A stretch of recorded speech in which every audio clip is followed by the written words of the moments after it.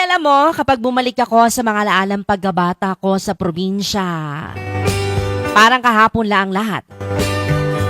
Yung simpleng buhay, yung bang mga bagay dati, Madi, na hindi mo pinapansin pero ngayon, namimiss mo na.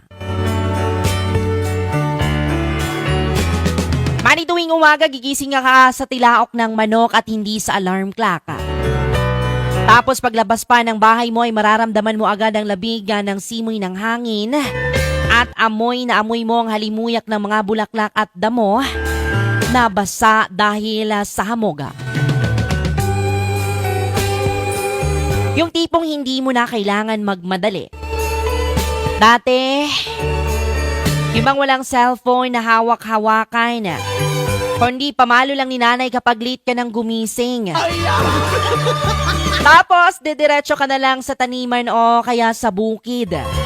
Hindi pong mag-harvest ka na lang ng prutas o gulay, mga kaibigan. Laging may mga alagang kambing o mga